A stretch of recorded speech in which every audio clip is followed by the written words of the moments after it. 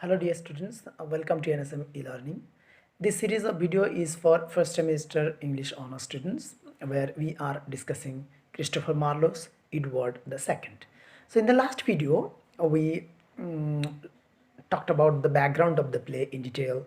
We learned about the university weeds and we learned about the work and life of Christopher Marlowe, his contribution to blank verse, his contribution to the development of English drama, and we also talked about his works and historical context which is related to the play and the source wherefrom he has got the materials for composing the drama. Now we are going to know the story, the plot of the play in short, and then we shall be starting the text. We shall go through the text line by line. All right. So let us start the story summary of the play in short.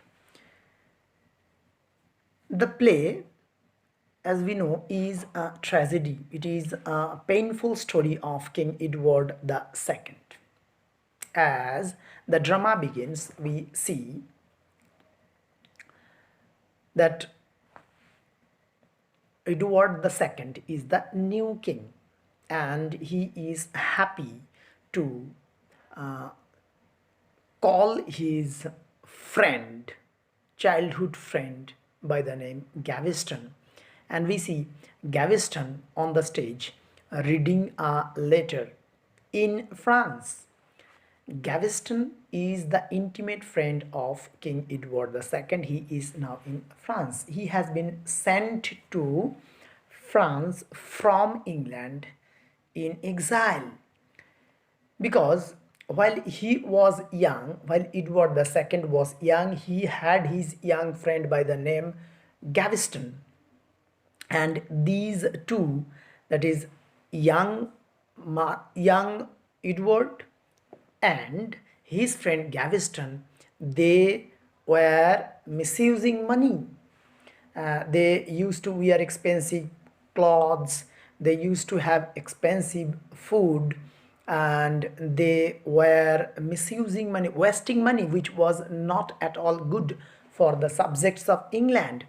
That is why the subjects of England and the barons of England, they complained to King Edward I, that is Edward II's father, and he took a step. He immediately separated Gaveston and sent Gaveston to France in exile.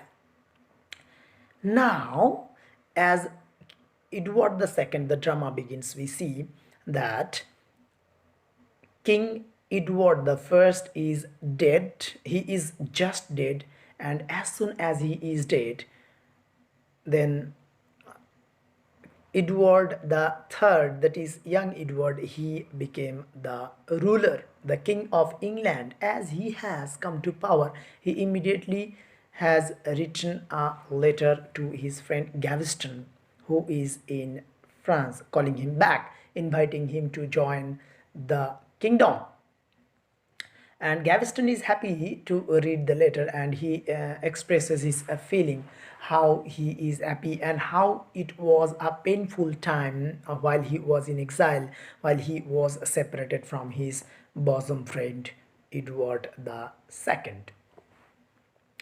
Now Gaveston is returned, and the return of Gaveston has been a reason for the barons, reason for the troubles for the barons in England, because all the barons and all the member of his council, they all knew that Gaveston is not a good man. He is not at all good for our kingdom, for the subjects. That is why that ill-tempered man, he was sent in exile, and King Edward II, if he calls him back and if he is given the same importance in this kingdom, then again it would bring trouble for the English people.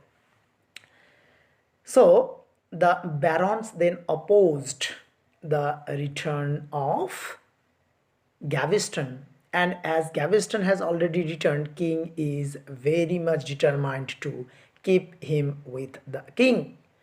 Then the barons, especially under the leadership of younger Mortimer, who is the most dauntless among the barons, under the leadership of younger Mortimer, all the barons, Archbishop of Canterbury, Bishop of Coventry, they all formed a group and they were opposing the king's decision to call him back and give him the chance to stay with the king in the kingdom, in the palace.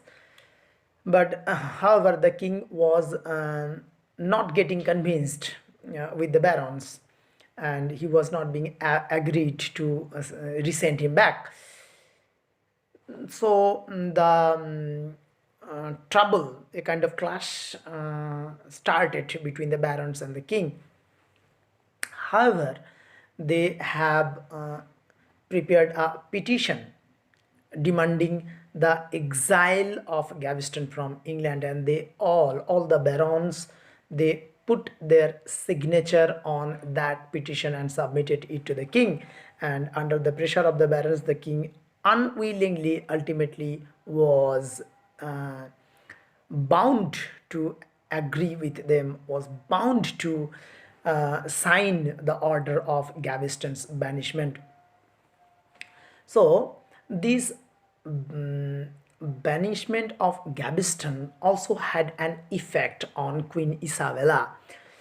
After Gaveston returned from France to England, when King Edward II got his lost friend, young friend Gaveston, then he paid little attention to his beloved Queen Isabella, and Gaveston has been the apple of discord, the reason of the break in the relationship of King and Isabella.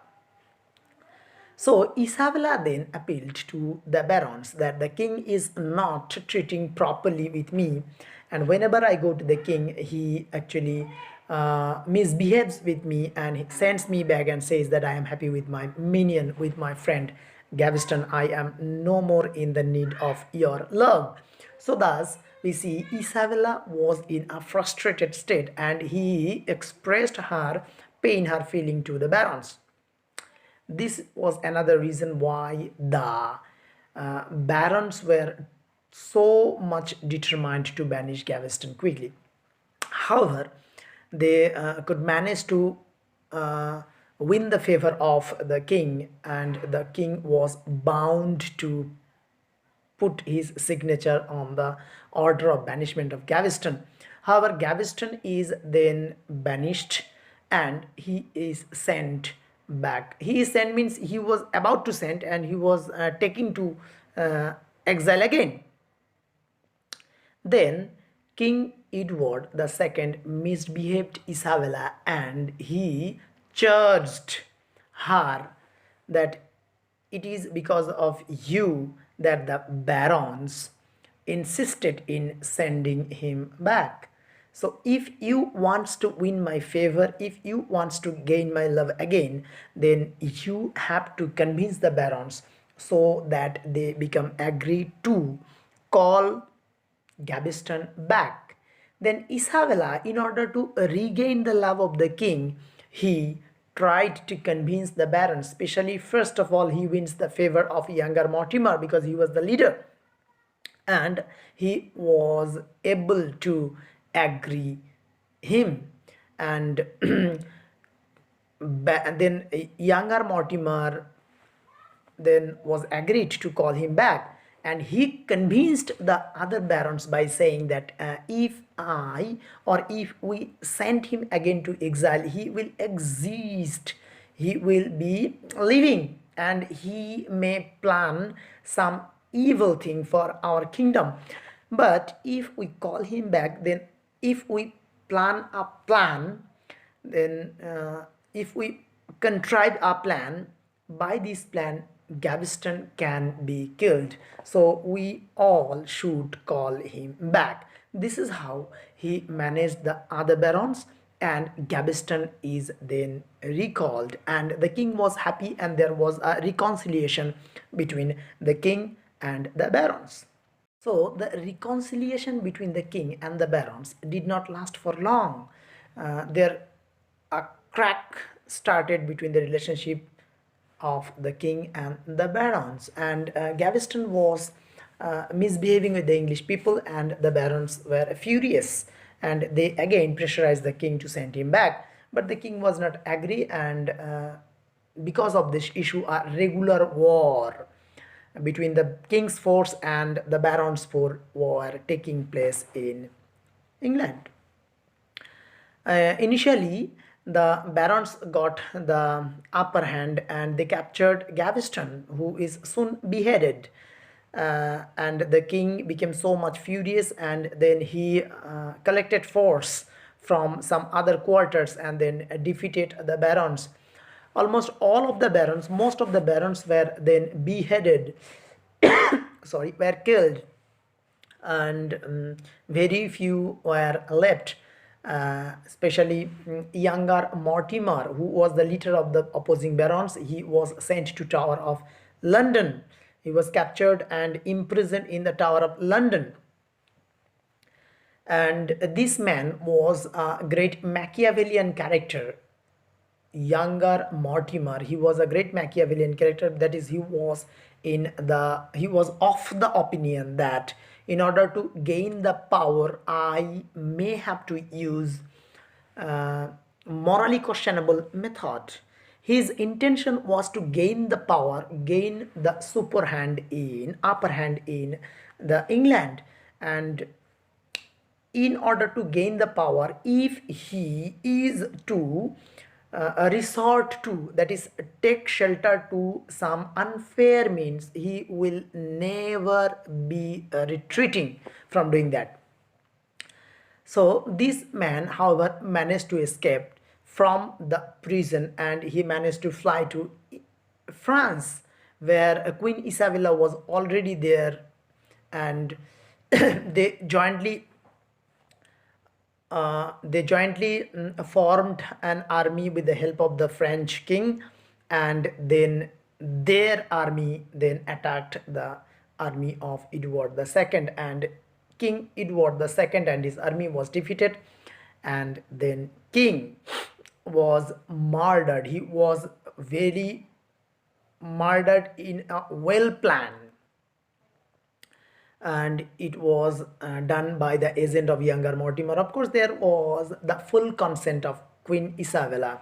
I must mention one thing here, that by this time an illicit love affair between Queen Isabella and younger Mortimer developed. That is why Queen Isabella has been the murderer of her own husband and has been a detestable partner in the crime, and he was the illicit beloved of younger Mortimer. However, the king was then murdered, and king was then subjected to a long, agonized, painful death. After the death of the king, officially Prince Edward, that is Edward III, was the king, but he has not come to age yet. He was not the mature man to rule over the country. That is why younger Mortimer was appointed as his guardian, and Prince Edward was only the official king, but every decision was then being taken by younger Mortimer. So this was the time that he enjoyed, and this was the climactic time in the life of younger Mortimer. And he said that I have gained the power, I am now at the peak of my power, I am at the climax of my power. Now if I decline, if I fall down, I would not be worried at all, because my my intention was to gain the power to become the ruler of England, and I did so. So if I lose, I will not be worried at all. Then, after a few years, Prince Edward, that is Edward the Third, he came to age and he became the king, and he was quite able to take the decision, and he knew everything, and it did not take time to understand the whole thing. And in his eyes, younger Mortimer was the culprit. He was behind the murder of his father, and so he was then, that is, younger Mortimer was then executed under the order of Prince Edward II. And now Queen Isabella, that is the mother of Prince Edward III,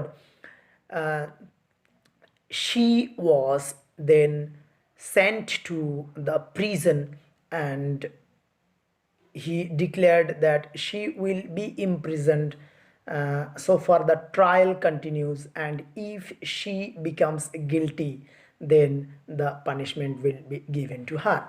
This is how the story Edward II ends. So dear students, in the next video we shall start the text. I would request every one of you to be present in front of the camera, or while you are watching my video.